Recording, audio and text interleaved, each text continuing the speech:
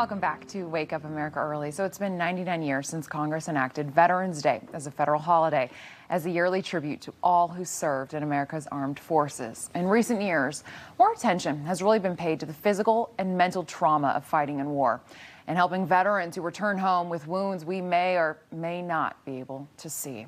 So America's VetDogs, specially trained service dogs to help veterans in their day-to-day lives. So joining us is the organization's CEO, John Miller, as well as a very special guest that we alluded to heading into the break is service dog Luke. He is with us. He's a very good boy. John, let me start with you here. So what makes training for a dog to help veterans different from just training your average day-to-day, your pet at home? Sure. So America's VetDogs, is an internationally accredited organization that basically trains dogs to perform tasks for folks who have disabilities, right? So whether it's from PTSD tasks or mobility tasks, we work with veterans from all eras, and it's a real serious training program. Each dog is almost handpicked for the veteran that they're going to get based on their lifestyle and their temperament, energy level, and size, and it's really a great program, and the dogs really do save and change lives.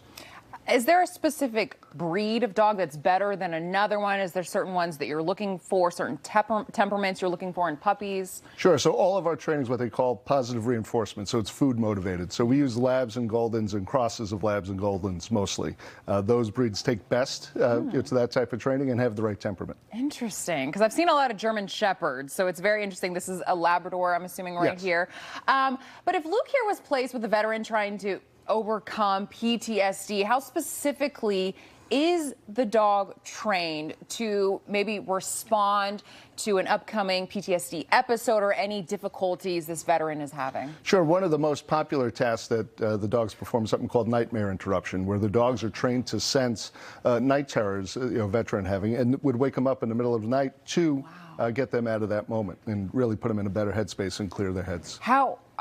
How do you even train for something like that? It's meticulous. So the training goes for about 3 months specific. The dog will be trained specifically for the task that the veteran needs.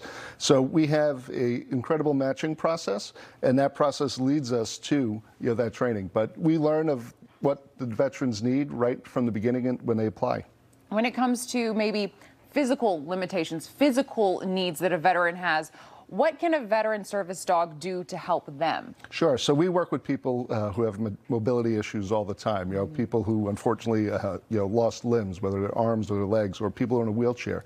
The dogs assist in that mobility, can help open doors, help press buttons to open handicap electronic doors, and really just do a great job. And the dogs really are second to none. I think a lot of people who maybe they don't have a dog, or they think of a dog as, oh, it's just a pet. I don't understand why a dog. Why do veterans need dog? Can you explain just the importance of these dogs to these veterans? Sure. The human-animal bond is tested throughout time. Yeah.